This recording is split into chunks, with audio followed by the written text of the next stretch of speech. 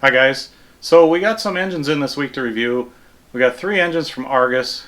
These are ones I ordered, and I'm going to be reviewing all 3 of them. 2 race engines and one 28, more for bashing. And so we're going to take a look at the inside of those. First of all, I want to give a shout out to Corey Jordan. Last Sunday, Super Bowl Sunday, he had me on his live stream on his YouTube channel, and he's a racer down Alabama, and he's been doing some good stuff. He's on his YouTube channel. He's had reviews some people in the industry and stuff. So he has a pretty good thing going on there. He needs some subscribers, so give him a subscribe. I'll put a link in the description to his YouTube page and to that interview. It's 2 hours and 25 minutes of nitro talk and good stuff.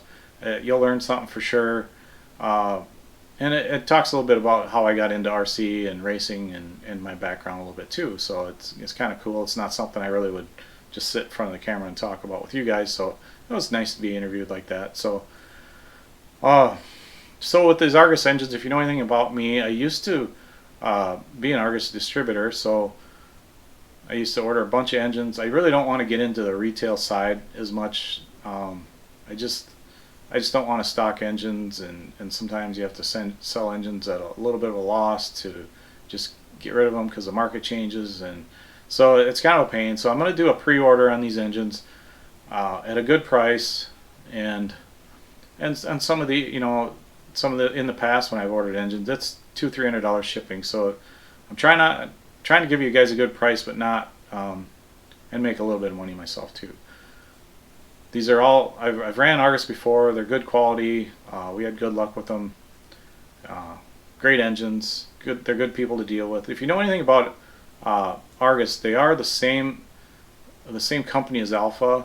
So I don't know how it works, if Alpha makes them for Argus or if they're just 2 different divisions of. I think it's more of just Alpha has Argus and Alpha. These engines are very similar to. They're very similar to the Alpha engines, and I'll describe that when we go through them. So we're going to look at this right now. We're going to take a look at this Argus K3 Evo2. This is the newest one. Has the balanced crankshaft. It has a lot of neat features to it. It's basically the same as the Alpha 4 Dragon. So pretty good engine. Comes with it's really nice looking stuff. We'll get it apart. Nice packaging's nice on this. So we'll take a look at it now. Okay, we're going to take a look inside this Argus K3 Evo2. Packaging on this thing's killer. I know the Alpha Dragon 4 kind of comes in the same kind of sleeve like this. Pretty. Oh, we got something stuck to the bottom.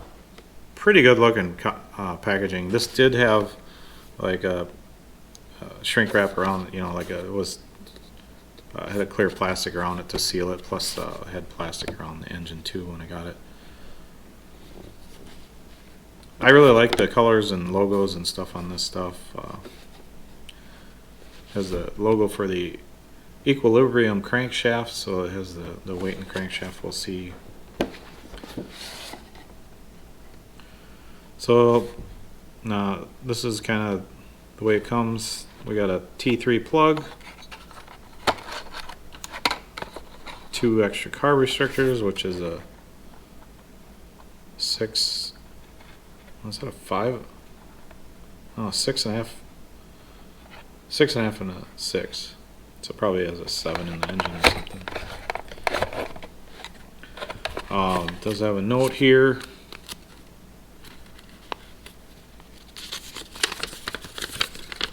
These engines come pre-broke in, so the Evo 2 is a pre-break-in engine. You only need to run 2 or 4 tanks at 30 to 80% throttle, then full speed after this process. So this engine comes pre-broke in, and that's a big plus. Yeah, they've been doing this for a few years. Alpha has. Like I said, this engine's pretty much the same as the Alpha Dragon 4. We'll see what we got. We got some stickers under here. exploded view, some stickers under there. Yeah, really nice packaging on these. So here it is, the K3 Evo II. Got some details on the block, different things here. The we'll see it, but one of the differences I can see here is the carb between the K3 and the Evo II is the 7.5 millimeter carb, and when we have that off, we'll look, and it's basically the through hole in the carb is 7.5 millimeters. What that's going to do is it's going to give you a little more throttle response, maybe a little better mileage, a little better throttle response, a little more atomization of the air. It's going to be, the air going through there is going to be going a little faster, so it's going to. So we have a 7 in the carb, so 6.5, 6.5, and 7 for carb inserts. 3 needle carb. I haven't personally ran this carb, but I really like the other ones too, and I imagine this one will work good too.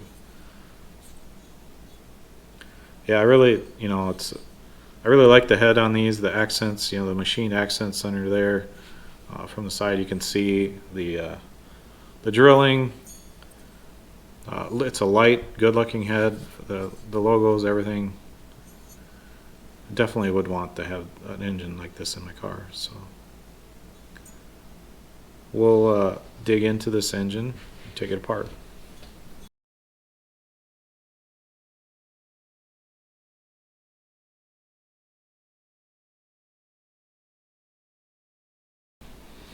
Okay, we got everything broken down here.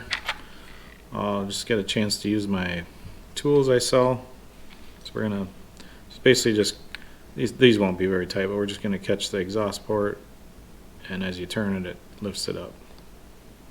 That's all a tool does. I do have these listed on my site now too. I had them only on eBay, but now that I got PayPal buttons for stuff on this, I have those on there a little bit cheaper. $16 shipped for this pair. The other piece goes in the carb for goes in the block for a engine stop tool. Just like the K3, I'm probably going to have to use my tool to get the rod off the crank. Yeah, I'm going to have to use it, so we'll take this off here.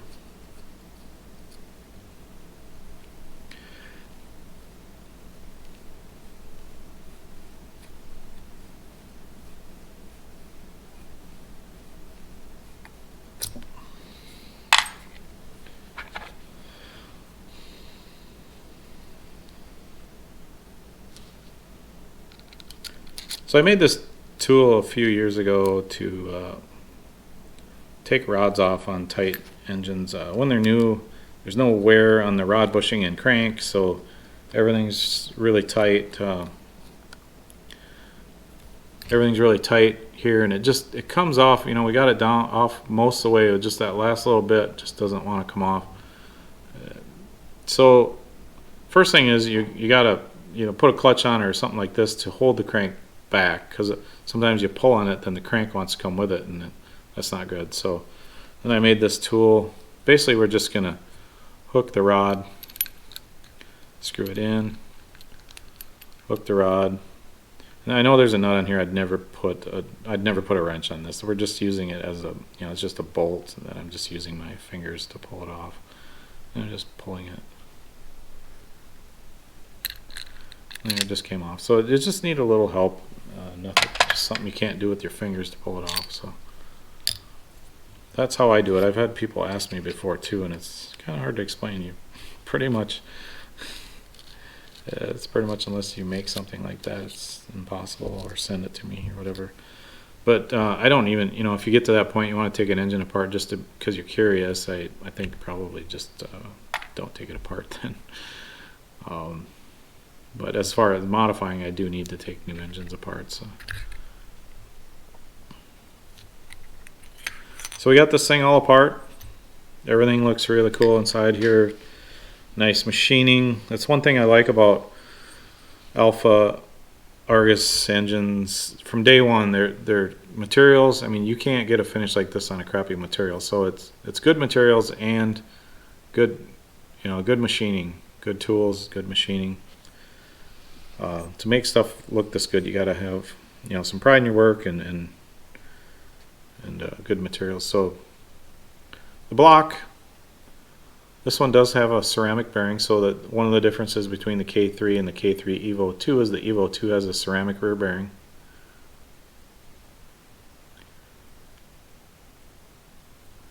Now they do have a GT engine also, and I put it on my site, even though I'm not doing a review on the GT engine for on-road. I did put one in the buy it now too if you're an on-road guy. I'm not sure which one I put on there. It was the one that was a better value, but they make a K3 GT, so it's a 3-port GT engine, and I put it on there if you wanted to pre-order it. If you have any questions, send me an email. So I do like the aluminum carb pinch bolt. I often would take apart engines wondering why they use steel for that. Steel's just heavier. They could make it out of aluminum. It's going to work the same way. And then it does, with aluminum, then you can anodize it. Looks cool. The crank on these, this is Argus and Alpha always used a really good steel with a pretty good heat treat, but these latest ones have been plated. And this is similar to a chrome plating. I don't know if it's exactly a chrome plating, but it's a less friction.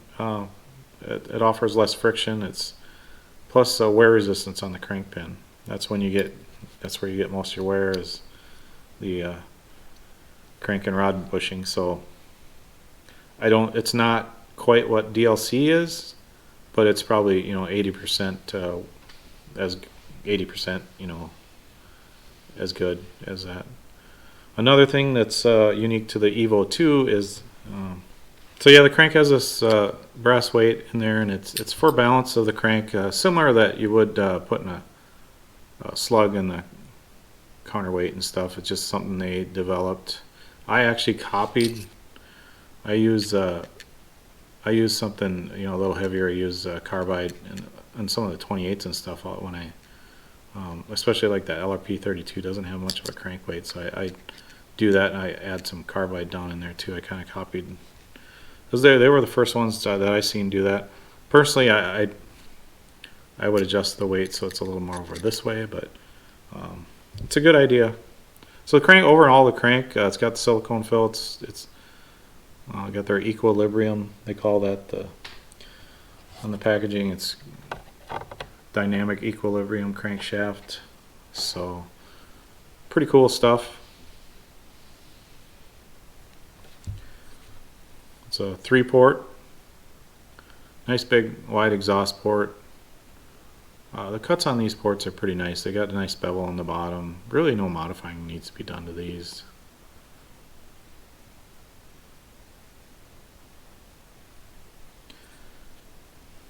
The head, nice looking. Like I said before, we got drilled. Look at the machining on that. That's just really nice. And another feature that's unique to the Evo 2 is the drilled backplate. So we got a dimple here and then two holes. So the air comes in through the center of the crank, through the carb, and then through the center of the crank. And then if you have an engine apart and then you without the piston and sleeve in there, you can kind of see that all the air has to make it through that width of the rod, so that the crank's spinning there. So what this does is it kind of diverts some of that air coming in through, and you'll notice more because this is something I've been doing for a few years. Air comes in here, it hits and goes up, sends up these two holes, and kind of, so it doesn't really affect as much on the low end, but it kind of gives you more top end. Kind of first time I tried it, I thought it was an engine that I've ran a ton, and I thought it felt like a turbo spool up in the mid range. The air started coming through as it comes in with a little more velocity and stuff comes in, and I really liked it. So it does seem to affect fuel mileage. Helps fuel mileage too, that I found on some of my engines. So that's a pretty good deal.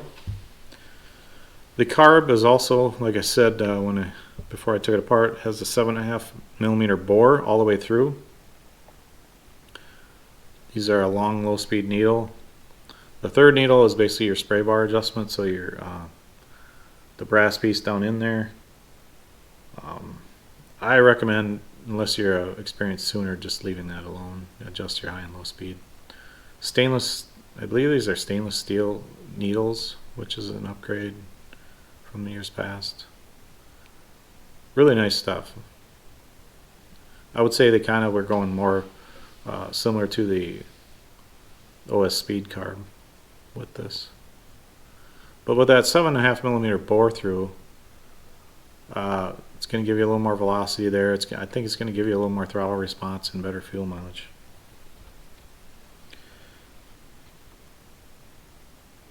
I think we talked about pretty much. We didn't have the piston up here, so piston and rod. These are, like I said, on the K3, the piston material on these Alpha and Argus engines for years, ever since they've been making engines, has a high silica content aluminum.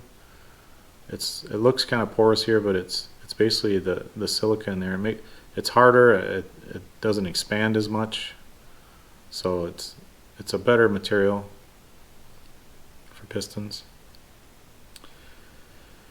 So this engine, like I said, does come pre-broken in, so you just need to run a few tanks and then go racing. So that's kind of a really plus. These MSRP on this engine be the same as the Alpha Dragon. Is $345 is what MSRP is on these. On my pre-order, because you'd have to pay for it in advance before I order them, I'm selling for $290. So if you figure, if you send your engine off for to get broken in by somebody, paying $50 for EBIS, you're looking at, pretty cheap, $240 for pretty much. This is the newest engine's got quite a bit. You got the drilled backplate, the weighted crank, the 7.5mm carb. So yeah, it's a pretty good deal, I think. And I think that if you're kind of budget minded, probably go with just the K3, the Evo. If you're one that likes the newest greatest stuff, the newest version of everything, then this Evo is the one for you. But there's nothing wrong with the K3. The K3 is going to perform really well. So it kind of depends on what you like. If you're a little bit budget minded, then the K3. So we'll go through some of the timing numbers on this. So the K3 Evo2, blowdown's 40, induction open 154, induction closed 69, for a total of 223. Now these numbers are really similar to the K3. I guess the bore is 16.28, 16.7 stroke. So the 16.28 bore is pretty much the most common. The original P5 that's their standard long stroke. So it's one of my favorite bore and stroke combos. It's just so the blowdown being 40, this thing's going to have a great top end. 223 on the total timing is probably more than like an OS Speed. So these timing numbers are pretty much maxed out. If I was to modify this engine, I would not touch these numbers. The difference between this and the K3 looked to be, because the sleeve isn't the same. The K3 had some grooves in here and stuff. What differences I was getting in the sleeves was the ports are just a little bit lower on this sleeve, and this engine's going to have a little more torque than the K3. So if you're kind of depending on, if you're thinking about putting it in a truggy, this one's probably a little bit better for a truggy. It's very minimal. It's not a huge difference in the port. You know, the timing between them I think is the same. It's just the ports are a little bit lower. I don't have the sheet here, but it's fractions of a millimeter, you know, in difference, but it does come out in the timing numbers a little bit. So yeah, that's about it on this K3 Evo 2. Does have a few differences from the K3, so I think it's kind of cool that they're doing the drilled backplate, although it does when I did the Alpha Dragon 4 review, I talked about back when Ryan Lutz was first running the Alpha. He just joined back with Alpha this year, but when he was running Alpha, I modified an engine for him, and I think I opened up the crank timing and I drilled the backplate on an engine for him. And he used to be always against modified engines. Back in the day, they used to, you know, I mean, 10 years ago, a modified engine was kind of finicky, hard to tune, you know, and if you're a pro, you don't want to be flaming out and stuff. But modified engines have really developed into making them better and, you know, not less reliable. So I did an engine for him. He didn't really get back to me on, he said, you know, he didn't really run it much or whatever. So, but I found it odd that later, Alpha and Argus, they've always had good timing numbers. Your crank window opening is basically your induction open and closing. They always had really good numbers compared to other brands. But after I did that engine for Ryan, the Alpha engines came out with the drilled backplate and they opened up the crank timing. So I don't know if they saw it or not. I highly doubt that he sent it to him, but it's just, I just found it out. Maybe they ordered an engine, you know, modified from just had a different name or something. I don't know, but I found it kind of interesting. So that's it on the K3. Thanks for watching. If you want to get in on the pre-order, go to my site. There's a link down below, and by March 1st, have it paid for, and hopefully we'll get them, you know, soon after that. So thanks for watching.